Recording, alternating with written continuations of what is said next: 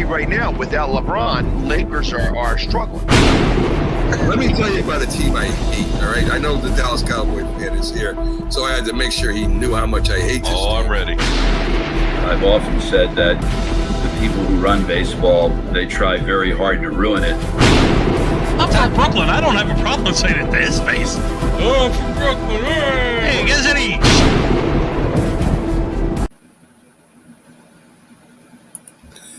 This is a presentation of Northeast Streaming Sports.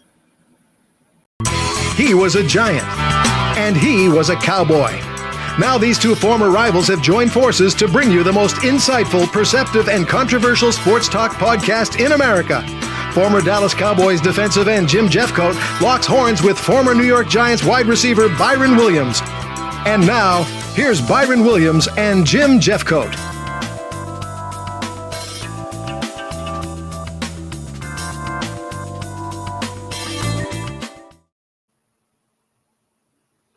Good evening, everybody, and welcome to the J&B Talking Shp. Normally on here is Jim Jeffcoat. I'm Mac. I'm subbing in as the guest host here with him.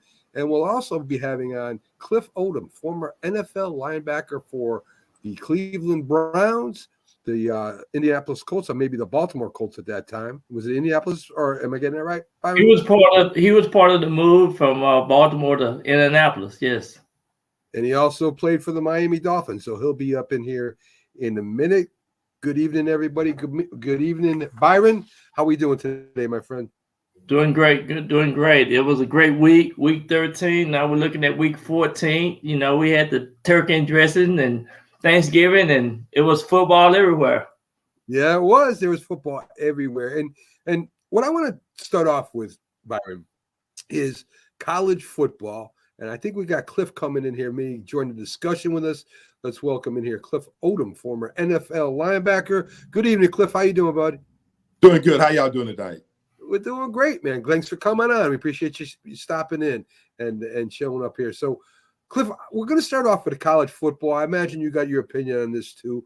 The Final Four, pretty controversial, leaving Florida State out, kicking the number one ranked team, Georgia, all the way back to the bus too. And now you have Michigan, you have Alabama, you got Washington, and you got Texas. Now, I'll start with you first, Byron. Now, I think this is the first time in history that a number one ranked team had got knocked down out of the top four in the history of college football since this has started the NCAA championship. Texas beat Alabama when Alabama wasn't as good as it is now, and they got the right. So what is your opinion? Who should the Final Four teams be, Byron? Well, I definitely think Michigan should be in there. I think Georgia should have went from 1 to 4. Texas, it was a real close race between Texas and Alabama, but definitely Washington deserved to be there. It still was when the quarterback got hurt, Jordan got hurt over there with the Florida State. That really did hurt them. So it was a different team, and that's the way the committee saw it. But I definitely think Georgia is one of the top 4 schools in the country, and Washington, you just have to just take your hat off to them. They beat Oregon twice. And so, Texas would have been a borderline case scenario for me. I just think Georgia should have been there. Alabama really played good the last, championship game, SEC championship game. So it really was a hard fit. That's why I think you should have 6 to 8 teams in the final, championships run. Yeah, and that's going to happen next year. Cliff, you played NFL for a long time, and normally, you have the year, you have the best teams finishing first place, you got your wild cards, but it's who's hot at the end of the year that normally goes to the Super Bowl. And I want to get your thoughts about, if you're not going to let Florida State into the Final Four, then why even bother playing a regular season? They finished first. They beat 3 top 25 teams. And I know the quarterback is hurt, and they still won without their starting quarterback. So what's your thoughts on that? I feel bad for Florida State because, they had a heck of a season. Overcoming adversity when you lose your a starting quarterback, one of the best quarterbacks in the nation, and they still won the game. To me, I think Florida State should have been in there. The one that I feel that should have been left out was probably Texas. I know Texas beat Alabama, but that was early in the season. I don't know if Texas could beat Alabama now. And for Georgia to go from number 1, to number 6 after a loss to Alabama, that's tough after being number 1 the whole season. Yeah. I know. Go ahead. Well, and they barely lost too. I mean, they came back. Yes.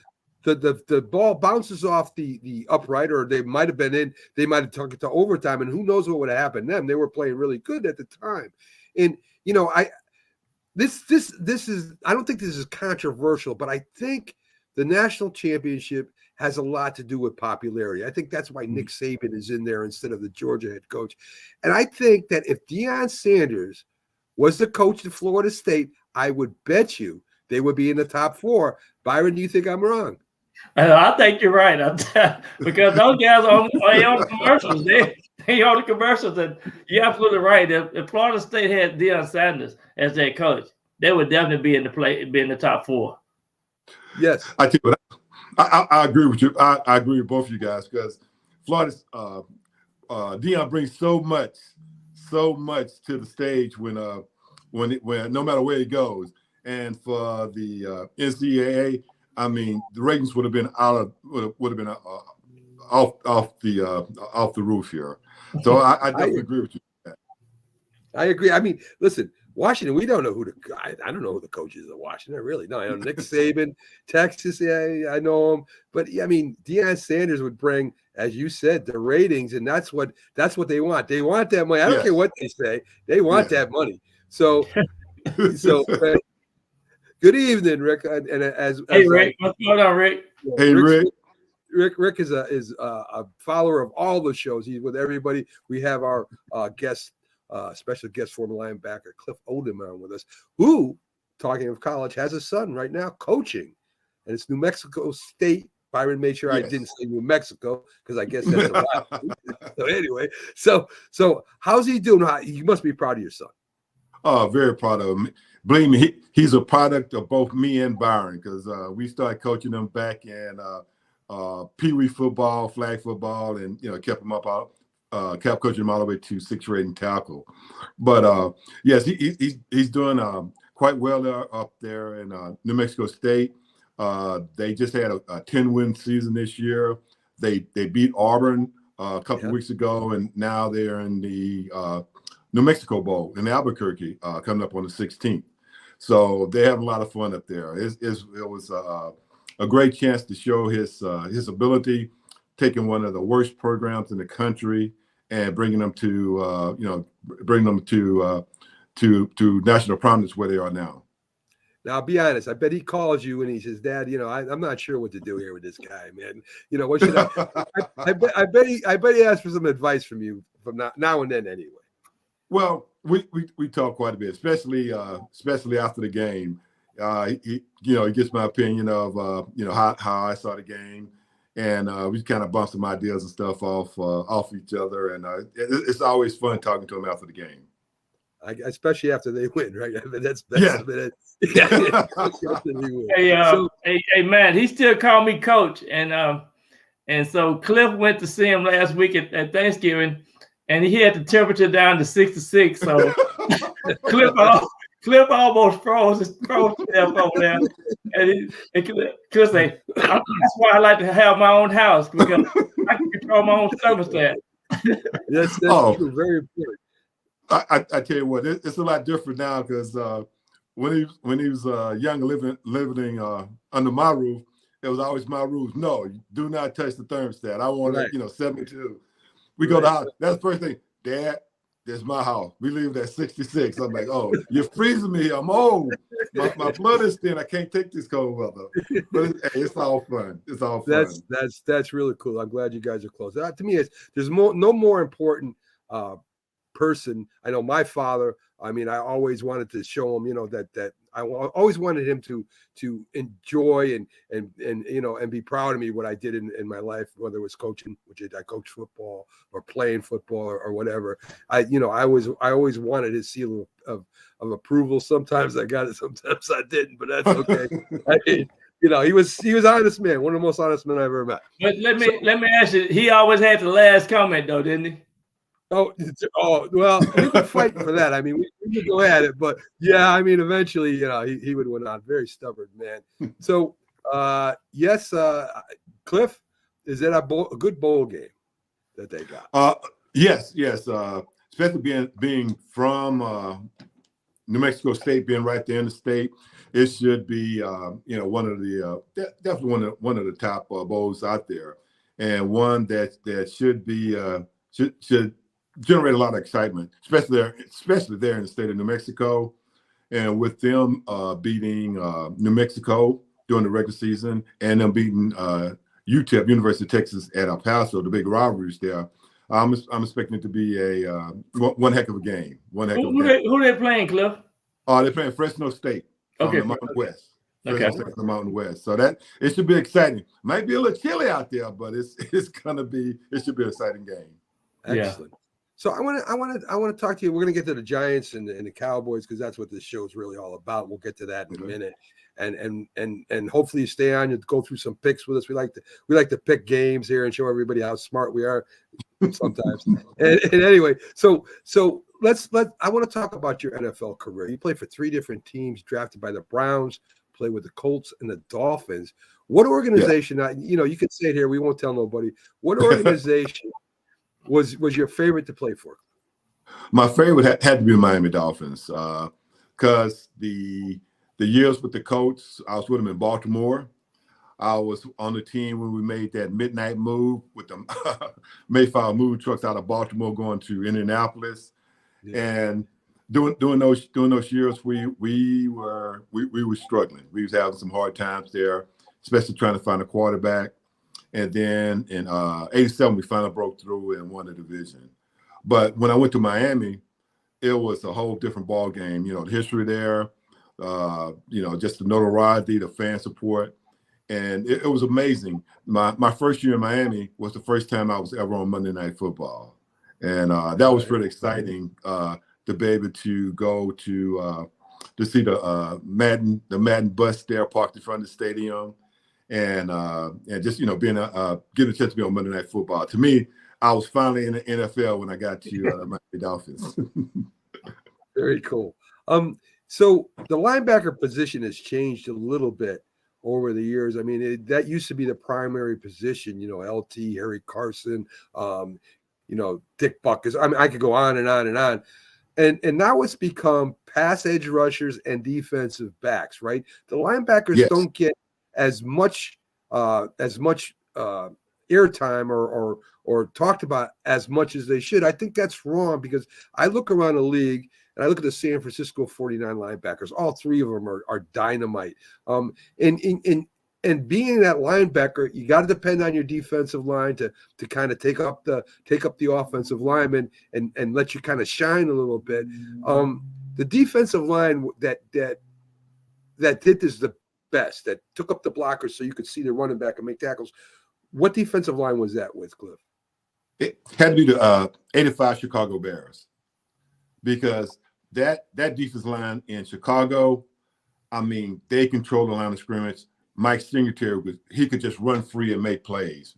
Like I say, because Mike wasn't the biggest linebacker, but he was one of the smartest. And with them just controlling the line of scrimmage, the offensive line, Mike just ran and just destroyed people, and especially against teams that ran the ball quite a bit. They dominated with that defensive line. That's one of the best during my era. Right. You got to go back to those purple leaders back in Minnesota back in the '70s and stuff. Those were some dominant lines also. Right. Pittsburgh Steelers, they're some more dominant lines and stuff right there. Now, the D line is more about, hey, it's just about getting to the quarterback right now. Just doing the swim moves, avoiding the line, and linebacker, you fending for yourself. I agree because I agree No, because a lot of them pulling guards and that, and they're getting to the second level a lot easier than I seen them in the past. So right now the linebacker is like a half safety, half linebacker, right? They're not big and strong like they used to be, like the Carsons or the Lewises and people like that. They were just big, powerful guys. They're more quick and they're more like, for instance, the Giants, Okuriko or Kuriki.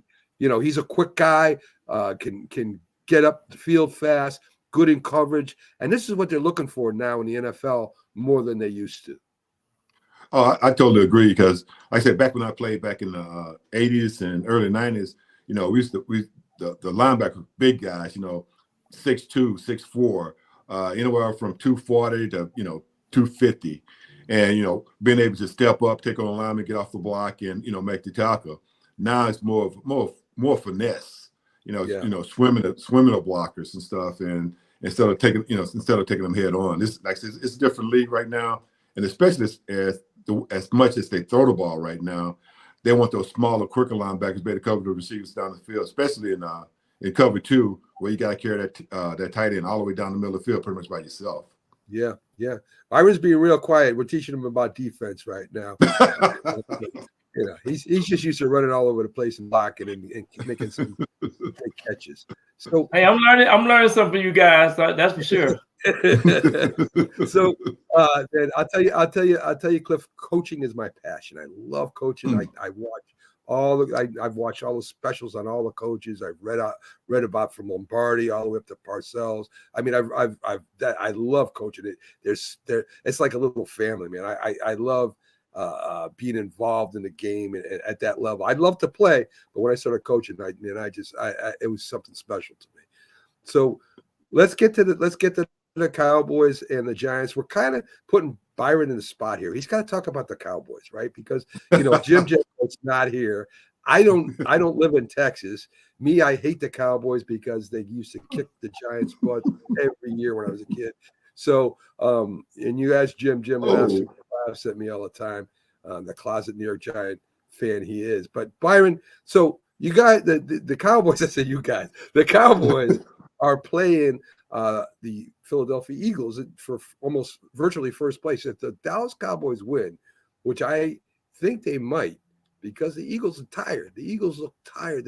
They've played great teams. They've played 3 games in 14 weeks. Dallas is coming off a bye, right? So they're rested. Mm-hmm. And if the Eagles don't grab themselves by the bootstraps and get ready to play, Dallas could beat them by 10 to 14 points this game at home. What is the Cowboys? I mean, you're down there, you're here. What's their thoughts and what are they talking about down there right now? Well, right now they're excited about winning 12 or 13 home games. I mean, they hadn't lost, and so they praising Dak. He was, Dak can't throw Dak, but now good news and everybody's happy. The other day, last week when they played the Thursday night game, I saw guys out there pitching their forks and having early tailgates and stuff 2 days before the game started. So right now, everybody's excited. They're thinking that the Eagles gonna come to Texas and they're gonna have a revenge because when they went up to Philadelphia, they lost against the Eagles. So right now, I'm telling you, they're thinking that the Cowboys gonna win because they've been scoring at least 40-some points here at home. So that's all you hear on the news. All the news reporters are saying good things about the Cowboys, and so they're expecting the Cowboys to beat the Eagles this week. I might agree with them. I think they got a really good chance of beating the Cowboys, especially at home. Rick asked the question. I got into it with Pags. All right, that big security guard, and you guys are players, and you guys have been on the field. This big Dom, Eagles security guard. He's on the sideline, and he's going to grab one of the players, and then of course the other player's protecting him. Greenlaw, the linebacker. Yes, yeah. So he's going to protect him. What? And Paz got mad at Rick, and Rick is a loyal fan. He's yelling at Rick on the show. Paz is the Philly sports guy, just so you know, Cliff. He's a fanatic, right? Okay. Great guy. If he's not talking about the Eagles, he's great. Talking about the Eagles, he gets a little. He loves the Eagles now. Oh, he loves the Eagles. And but anyway, what is a security guard doing on the white line as the play is coming towards him? I mean, his job, I think, if I'm not wrong, guys, is at the end of the game to protect the coach from any crazy fan coming in trying to hit him. Or I don't know, but he's there to protect the head coach, not protect players, right? Right. No, I think he kind of took his position, took his job a little bit too serious here. You got to realize during the game time, during the game, he's not a security guard. He's supposed to just stand back.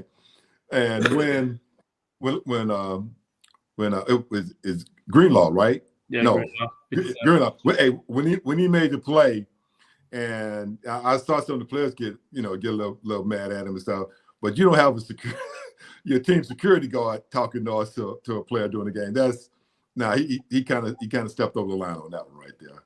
Well, it's always interesting when you're on their sideline too. Right. He made the tackle on the Eagles sideline, and that right there just already stirred up the pot. So everybody want to get this momentum change, and the football is about a game of momentum, and so that probably was one of the things that's probably happened too. So, but if you're a security guard, you never hardly hear or see that this happening during the football time. So that was another thing I think that they need to make sure that this doesn't happen anymore for sure. I think so. We've got a quarterback in New York that all New York's going crazy about right now. I follow around, call him Danny DeVito. Of course, it's not Danny DeVito, but from Taxi. But Tom DeVito playing pretty well. He's not. See, to me, guys, and I get in arguments with some Giant fans on this. He is not a starting quarterback in this league. He's a maybe good backup quarterback. Maybe I'm not even sure about that yet. He's only played 3 or 4 games.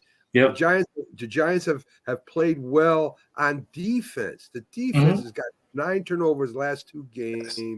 They're creating short fields. I mean, and we're scoring points because of that. And even with that, we're not scoring a lot of points. What was our most scored, Byron? Maybe 19 or 17 points or something like that. So yeah. So I mean, I understand he's like a folk hero now. I don't know why, but he is. And and to me, and I think I've talked to Byron about this before, Cliff. I don't want the leader of my team, his mom doing his laundry, cooking for him. I mean, that's not a leader to me, right? That's a guy that's just he's got to get out on his own before. If I'm a player, as soon as he says something to me, I say go home to mom and talk to him. Right? He's saving his money. He's saving his money. Oh. Yeah, because you're right. I think he'll be a decent backup in this league. But how it is. Fans are always rooting for the backup until you get into the game stuff here, and he didn't done okay. But you're absolutely right. The Giants winning off their defense, and but living with the mom and let mom do the laundry and stuff. Hey, he's one of these guys that's making the minimum. And believe me, the rent in New York is pretty high. Yeah, so he's trying to save. What that's just like the quarterback in San Francisco, Purdy. He's the starting quarterback of one of the best teams in the league, and he has to get a roommate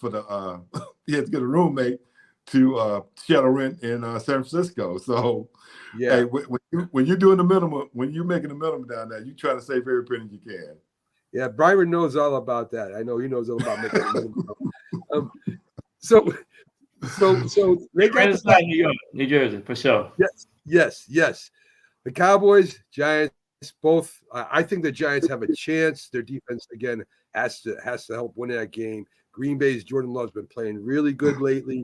He looks like he's starting to get a hold of that system. The defense is playing better, but we got Saquon Barkley, and when you got Saquon Barkley, And we had an extra week, so we had a bye week. So I'm excited, get a chance to refresh. And teams that coming off the bye week usually have a good week. So I think this is gonna be a good time for the Giants to step on it.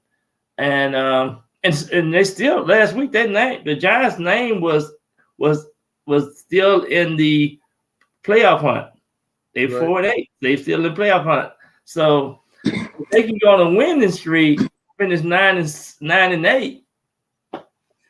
Does your heart go out to Tyrod Taylor? I mean, he that happened when the guy gave him a shot, hit his lung, he gets taken out, doesn't get his job back. He comes, plays for the Giants, playing pretty well, not great, but pretty well. Again, a backup quarterback. He gets hurt, job taken away from him. But Cliff, and Byron, if you get injured and the guy that replaced you is playing really good, they're probably going to let him continue playing, right? Yeah, they really don't have no reason to replace him because Tyrod Taylor is making more. So that's another thing. So definitely, the guy's young and they can see promising hope for him as a backup. That's another thing too. Yeah, because supposedly the rule is that you can't be replaced off of because of injury. Right. Yeah, but we know that's not true in the NFL. Because hey, that's how Dak Prescott got his job, right? Yeah. Yep. Romo got hurt, and and Dak was playing well that rookie season, and it came down to the point hey, Tony was ready to play, but hey, Dak was playing too good, and Tony had to go to backup. Yeah. Tom Brady when Bledsoe got hurt, got knocked out of the game. That's really the way it is. You're not going to try to do anything to change what's winning. I would think as a head coach, you're not going to do that. You're going to keep with the momentum. Now, if DeVito has a bad game, maybe you have a cause to put Tyrod Taylor back in there. But until he has a bad game, I don't mean the Giants lose. I mean he plays badly. I would keep him in too. So that's what I'm looking at. Jalen Hyatt, Byron. I'm going to brag about him a little bit. Me and you talked about them going up to get him. A lot of people thought he couldn't run patterns right. That was kind of a bad move to make. Well, he's rookie of the week, and a kid. I mean, he's so fast. He's got to wait for the ball when the ball is thrown to him. I mean, they got to get DeVito's got to get timing down with this guy. If he does, his touchdowns are going to go through the ceiling, Byron. Absolutely. This is the fastest receiver that he ever seen. So he just got to get the timing down. But Jalen Hyatt coming out of Tennessee, man, he's a real deal. I just was saying that they need to find a comfort spot for him to, move him around, put him in motion, and get his confidence up. And you can see the potential in this young guy. So I'm excited about him. We talked about him in the draft, and right now he's, if he can stay healthy, He's gonna be a threat out there on that football field. And speaking of wide receivers, CeeDee Lamb, you said, Byron, they got to move him around. They listen to you. I don't know if you talked to Jerry Jones personally or not.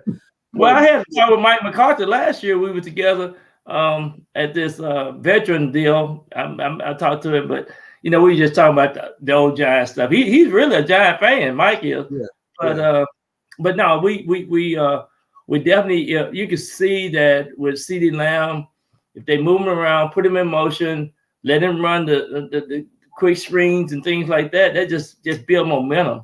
And another thing too for the Cowboys, Brandon Cooks have really stepped up. I think he have over 5 or 6 touchdowns now, have opened up the offense for him.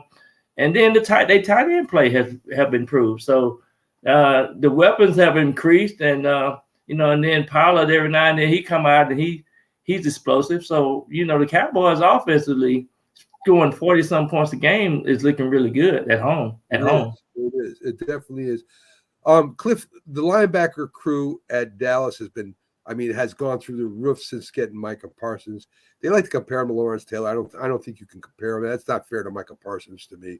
Micah Parsons is a playmaker. He's a disruptor.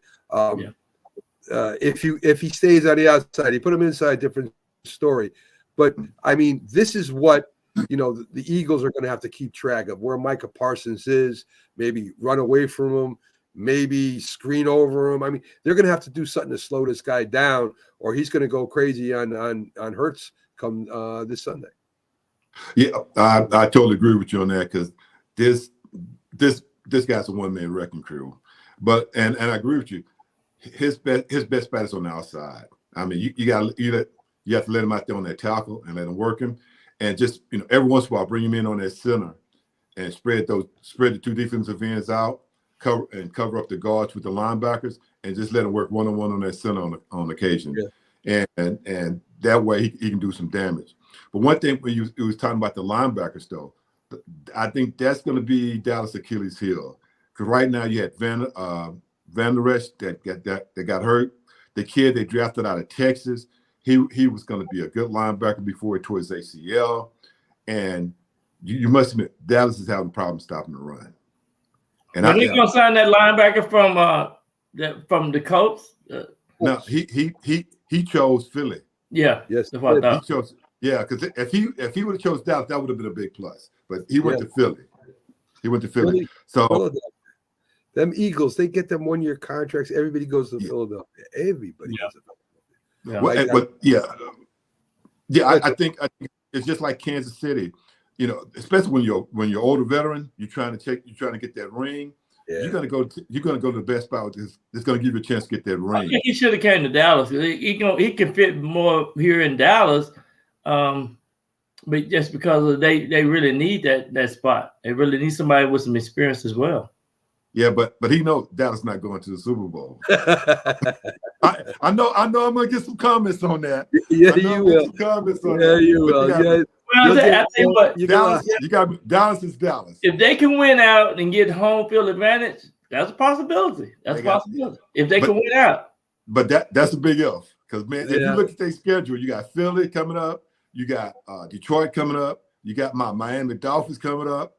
Mm-hmm. And I tell you what, that's going to be tough. Miami Dolphins ain't really won no. That's another thing. They haven't really beat nobody with some with winning records. They hung 70 on Denver, 60 on Denver, and Denver got better. That's when Denver was 1-4. They only have won one game. Don't back down, Cliff. Don't back down. The heck with that. Dolphins are going to championship this year. I picked it early. Hey, here we go. Well, this week 14, they are number 1 in AFC. So week 14, we can say that. Thank you. Hey, believe me, we've been waiting years for them Dolphins to come back, okay? We've been waiting many years for them to get back to this level. Cliff, honestly, the only team that I think might be a little bit better than Dolphins at this point, because I don't know what's going to happen with Kansas City or any other teams. But right now, maybe Baltimore is a little bit better than Miami. Maybe. I tell you, I agree with you, man. Baltimore is scary because their defense is playing well, and their offense is putting up some points, and they can throw and run the ball. So they are a little scared right now in that AFC because I don't see Kansas City going back. They can have some problems. Yeah, they have problems. Hey, we might have to get Byron out of retirement to come be a receiver for Kansas City because Kansas City they receive dropping balls right in their hands. I think Byron. I think you got about 1 or 2 good plays left in you, don't you? I got a half a play, and I hope they can give me 10 yards down the field. well, Tom Brady's saying he's going to get a bunch of the old timers together to play the new in the flag football Pro Bowl thing. Mm-hmm. And he's talking about bringing Randy Moss and Ocho Cinco. I don't even know his name or not. And maybe Byron. Let's call Tom up. Yeah. Hey, I agree with you because I done seen Byron run. He still got a little juice in them old legs. The only thing I'm doing right now is trying to develop some flag football teams. I can think and coach. That's about all I got. I love hitting that golf ball. Yes, yeah. I know what you mean, man. My knees just don't do it anymore, Byron. Man, I'll tell you something. Pulling a hamstring is no fun. Justin Jefferson is just not coming back this week. He's been out 5 games, I think. Yeah. So shoot, pulling a hamstring is no fun. Yes. No, it's not. Yes. No, it's not. All right, guys.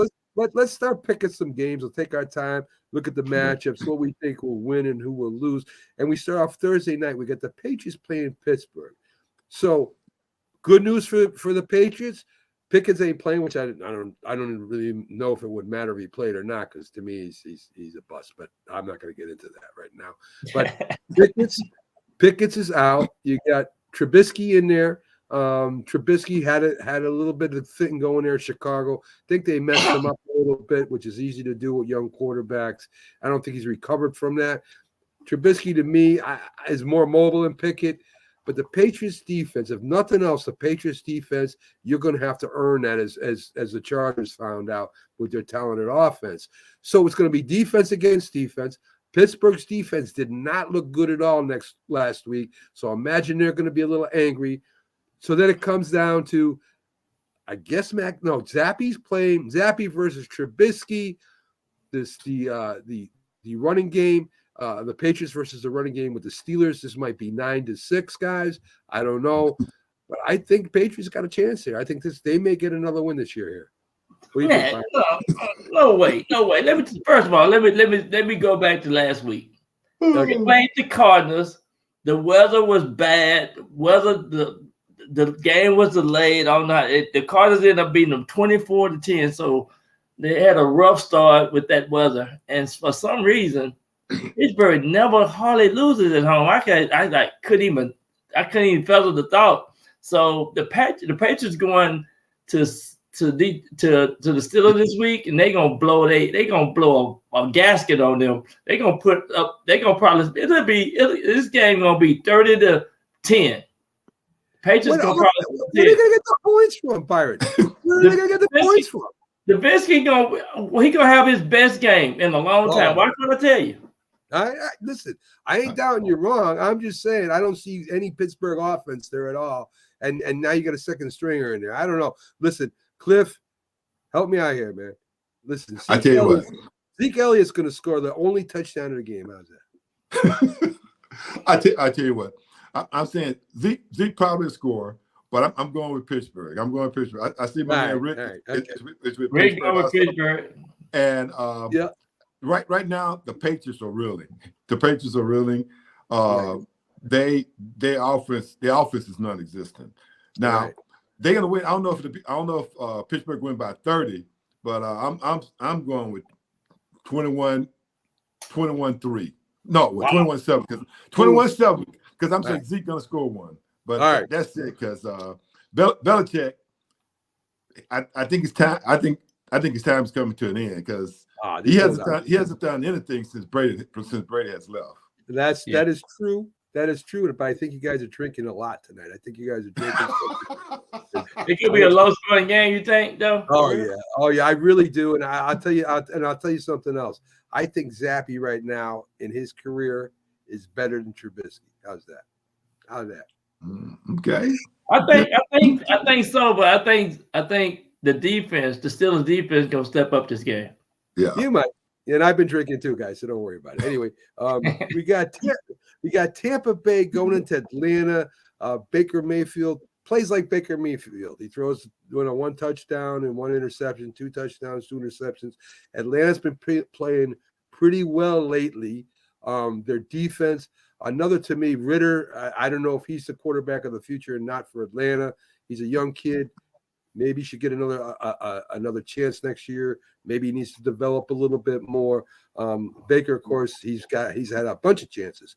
So what do you guys think? You think in Atlanta wins this?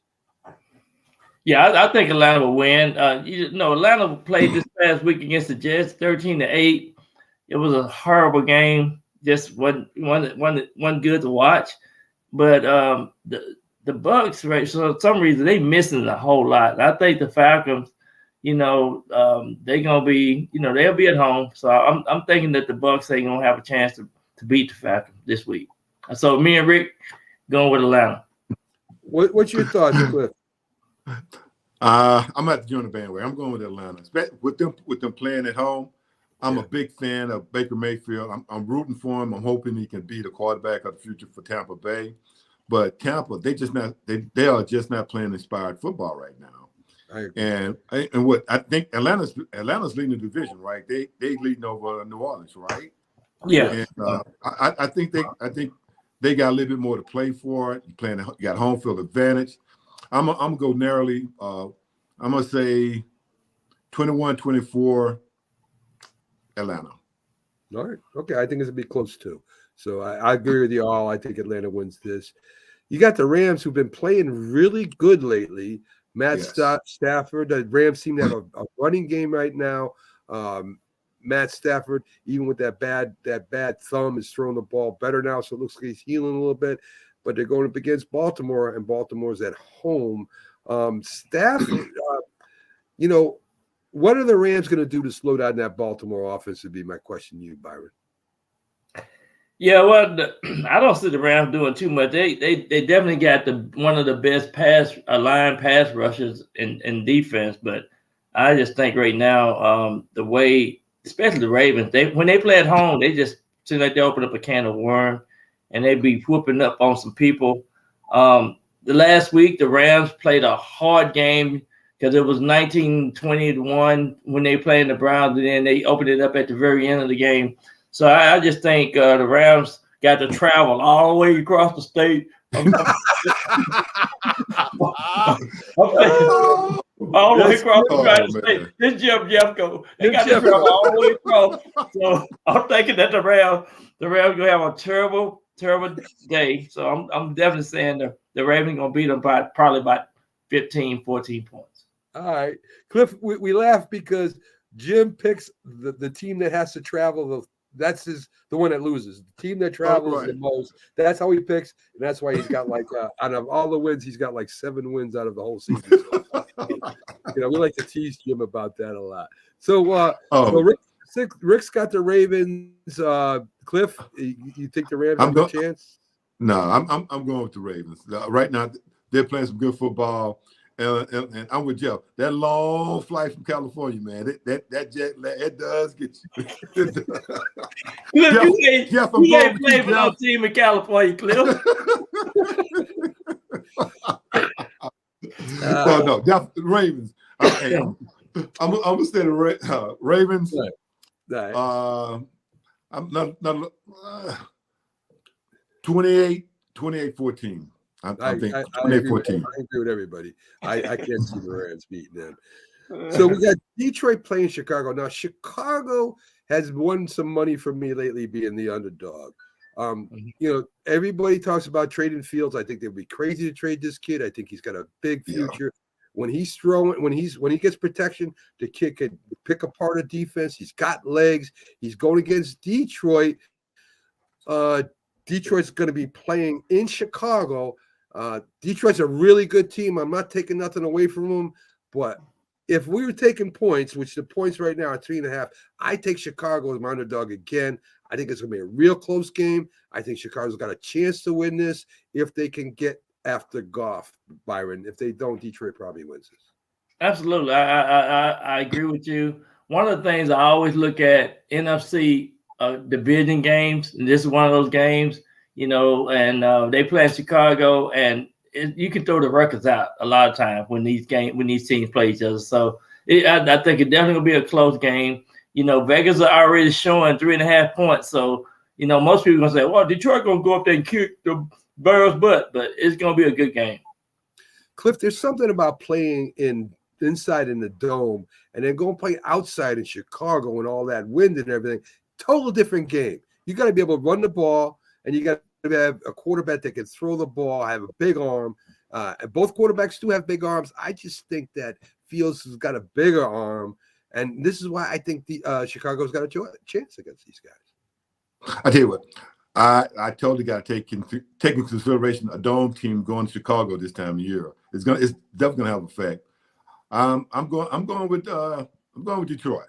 I'm going to go with Rick, and because right now, Detroit, they playing some good football, and Chicago, they don't know what they're doing. Chicago defense look really good, and they since they got a couple of trades, and they defense not playing that bad. Yeah, I agree with you. Especially they got the big middle linebacker from Buffalo last year. And then they got Sweat too they got Sweat Washington. too. Yeah. Now Sweat's been playing some good. Hey, Sweat been playing some good defense, man. That was a big plus for them. It sounds to me like you guys want to change your pick and pick Chicago. Come on, you can I'm not. No, I'm sticking with Rick. I'm gonna go ahead and ride Detroit because this is the first time they don't won this many games in a long time. Yeah. And it might be the last, Byron. We never know. Well, we got the Colts playing the Bengals. Now listen, Oh. that rookie, that I don't know, he's not a rookie quarterback. The backup quarterback comes in there, goes 35 for like 38, 300 something yards. Lamar Chase is on fire, and the Colts are going to play. Now listen, Minshew looked good too. The Colts got a good defense. In Cincinnati, the Colts, believe it or not, are favored by 2.5 because of that backup quarterback. I love Cincinnati here. I love Cincinnati here. Okay. Since they're playing in Cincinnati and being from the coast, playing in that dome, going to Cincinnati, it's not that far away, but it's going to be cold out there. And I'm going with Cincinnati. Right. I'm going with Cincinnati, man. I'm gonna have to go with Cincinnati too, but because when they have to win a game, they usually win it, and that's what happened this past Monday night. They had to win that game. And guess what? They're starting to give the ball more to Nixon. Smart on their part. Great running back. The Jags against Cleveland. Cleveland should not win this game. The Jags are favored by only 3 going to the Browns. Now, don't think bookies know more than you. This is a head game right now. Everybody say, well, why is the Jags only favored by 3 points? That's what they want you to think. There is no reason the Jags should lose to Cleveland. Myles Garrett, they got to double team him, triple team him, whatever. Give Trevor Lawrence some time, and I don't see Jags losing this game, and I think they win this comfortably. What do you think? No, I tell you, is Trevor Lawrence coming back off that ankle injury? They said it's a lot better than we. It's a high ankle sprain. It's so sore right now. All right. If he plays, I gotta go with the Jaguars. If he plays, I'm going with Jaguars all the way here, man. I'm going with the Cleveland Browns. Okay. Simple fact, because last week they played 3 good quarters. They playing at home. So I'm taking the Browns simply because their defense gonna sustain them this game. Yeah. All right. We shall see. I think how they gonna score points, Byron? That's what I want to know. I don't know if they're gonna score points, but I'm saying that in week 14 that the Browns gonna make the wild card playoffs. All right. Now it's Testaverde. Is Testaverde starting for the Browns? Are the Browns going with the rookie quarterback? Flacco. Yeah, Flacco starting. And that's all we need. They just need a guy to manage the game. I think the Browns will be good at home. I think one of the things too that we know the dog pound will be active this weekend. Yeah, well, they'll be active. I mean, they might be crying too after the game. They can be barking, man. They can be barking. Whoop, whoop, whoop. They can be. All right. I think it's gonna be a close game. Byron, you might be right. I think the Jags just barely winning that game. Philadelphia, Dallas. We talked about this already. Listen, Dallas looks for real right now. I don't know how they'll look in the playoffs. Once they play San Francisco, who knows? They probably end up losing again. Dallas looks for real right now. It's this game, big for Dallas, bigger than it is for the Eagles. They have a shot at tying the Eagles for first place. Byron, we talked about it. Cliff, we talked about it. I got to go with Dallas. I think it's gonna be the team with the ball last. Yeah, Byron, come on, give me a. No, but I Michael Parsons, he have had more quarterback pressure than any player, and so you definitely got to go with the home team on this game. Okay, let's pick down. Hey, I'm a buck this. I'm going with Philly. I'm going with Philly. Oh man, Philly has Dallas number, and Dallas can't stop that tush push because we get anywhere close to 3rd and 1, 4th and 1, we're going for it. And I think the game gonna be too big for Dallas. I'm going with Philly. I'm saying Philly by 3. I'm gonna say Philly by 3. Oh, well, write that down, Byron, because then I'm writing it down right now because I don't think Philly by 3. Cliff said that. Philly by 3. No way. You got his phone number after they lose, right?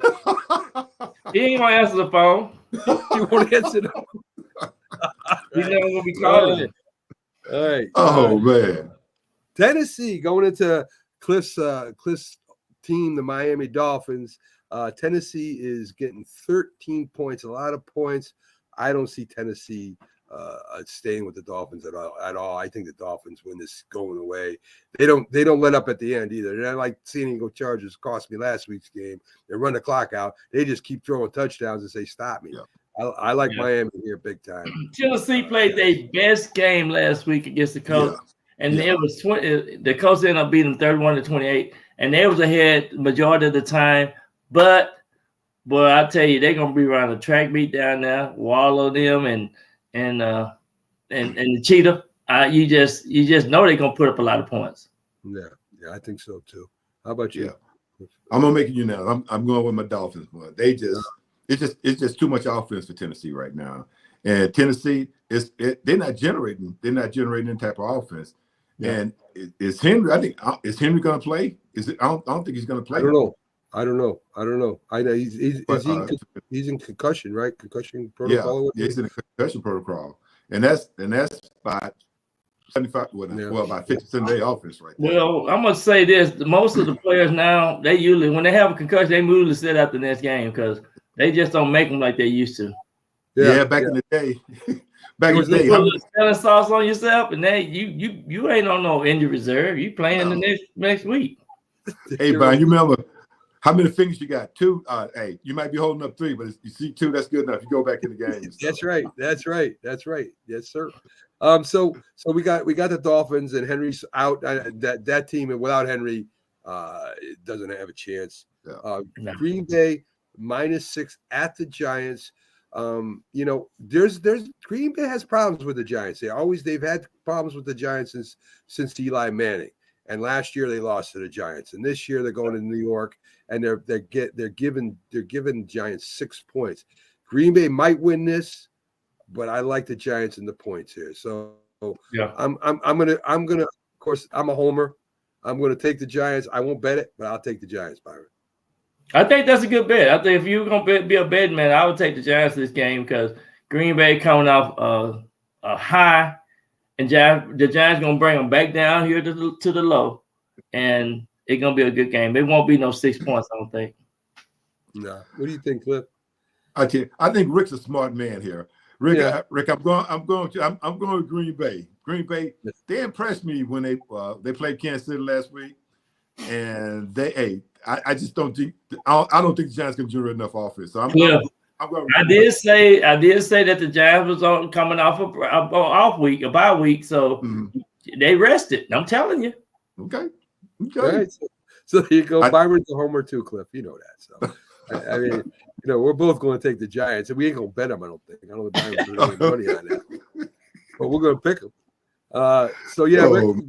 Green Bay, unfortunately, the only listen. Rick, you a sellout. Listen. They're young wide receivers. Hey, Cliff, Rick lives in Amsterdam, New York. He's a New Yorker. Okay. And he going all the way over there to Green Bay? Can't believe that. Come on, Rick. He likes the Vikings. So, I mean, he's a Viking fan, Cliff.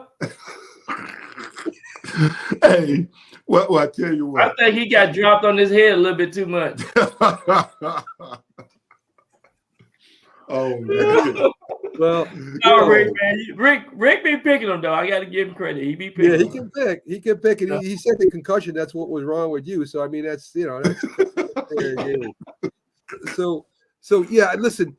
Young wide receivers against young safeties. The Giants going to blitz Love guaranteed on 3rd down as much as possible. He's been backing it off a little bit just to change up a little bit, not to put them young cornerbacks on an island. But they're going to be up challenging them wide receivers. Green Bay is going to have a running game. Their defense is playing better, like I said. If Barkley can have a big game, we might squeak out a win. But it's going to be tough. And I was going to say Christian Watson, he got hurt the last game too. So I don't know if they're going to have him. That might hurt him a little bit too. Yeah. Maybe. Yeah. We can only hope, Byron. We can only hope, my friend. San Francisco and Seattle. Metcalf kind of exposed Bland a little. Bland, broke their record for interceptions. Metcalf kind of manhandled him out there. They challenged him, and Metcalf won that easily against Bland. Yeah. So now he's starting to find out, you got to be able not only to cover, you got to be able to tackle too. He's not just interceptions. So, that's a big guy. Listen, Listen, that guy's like a tight end. That's a big man. 22 miles an hour too. Yeah, and can run. That's fast. I mean, that's fast. So, I mean, listen, Bland learned something. Of course, when he played against Gilmore on the other side, Metcalf didn't play as well. So Gilmore's a little bit more experienced than Bland too. So, kids learn. I think he's going to be a good one. Seattle's going up against San Fran. Seattle's going to have to throw the ball against San Francisco to win. Yeah. And, sometimes Geno holds on to the ball too long. You can't do that. They get the ball out of his hands fast. And hopefully be able to slow down that San Francisco offense, which I don't think they can, guys. Deebo Samuels is an animal, McCaffrey, Kittle, and now they got the wide receiver. I can't pronounce Jennings. Jennings is playing good. Yeah, they got Yeah. So they're really kicking in all cylinders now, like they're supposed to at the end of the year. I don't think Seattle wins, even in Seattle. The spread's 12.5. I think it should be that. I think they win by a couple touchdowns, guys. I thought Seattle were playing at the 49ers. Oh, yeah, they are. They are. You're right. I got it versus Seattle. So yeah, they're playing in 49ers. Yeah.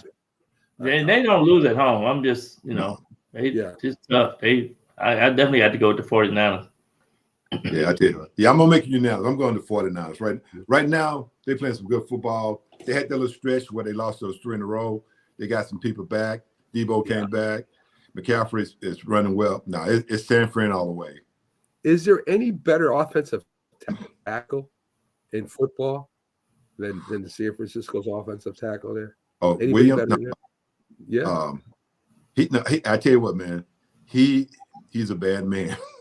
He's from Longview, Texas. He is a bad man. Yeah, he's a beast. He's a beast. He's the real deal. Yeah, I mean, he's out there leading them out of the tunnel, dancing. He's not doing as good as a Sexy Dexy, but he's doing his thing, right? He's out there, he's leading, he's leading the team. And I mean, I don't think the defensive linemen want any piece of them, even though they're that good. Great move picking up Chase Young. That really helped him out after getting rid of Sweat. I thought that maybe, and I think that was a big thing too when they got rid of Sweat and Young wasn't really known what the defense was. That kind of hurt San Francisco too. Now that Young knows what's going on there, he's going to be a big asset there for him. And I don't think there's any better linebacker crew right now than San Francisco. So good luck Seattle. I say to that. So So anyway, we're getting near the top of the hour, the end of the show. Coming up after us at 9 o'clock is Our Lady of Football, things from a lady's perspective. Sonia Pearson, very knowledgeable. If you get a chance, check her out on her Roku. She'll also be on our Northeast Streaming Sports Facebook page. Guys, thanks for tuning in. Rick, thanks for all the compliments. We love having you on, picking with us. Cliff, thanks for coming in. It's been a pleasure, my friend. I'm glad you came in. Pleasure to meet you. Thanks for inviting me. I enjoyed it. Thank you. Yeah. All right, great. And Byron, as always, we'll see you on Friday as he comes on every Friday on the Mac and Jack Sports Show with me and Jack Hirsch. So we'll see you on Friday, Byron. I hope, unless they got you. I'll be here. All right, the NFLPA. I'll be here doing the waddle. You'll be doing the waddle. All right, that sounds good. Now, hey, you better watch out. He'll be in Kansas City running routes and stuff out there. They need him in Kansas City. Yes, sir. All right, again, Cliff, thank you. We'll see you on Friday, Byron. And Cliff, talk to Byron, man. Come back on the show with them again. You've been a great guest. So I tell you what, thank you. Hey, I enjoyed it. I had a lot of fun. Cliff was my mentor. Cliff was my mentor. He kept me from getting homesick when I first came to college. Yeah, I heard about that. He had a family full of women, so it's good for him to meet a man, kind of guide him, a little bit. Anyway, so folks, have a great night. Thanks for tuning in, and have a great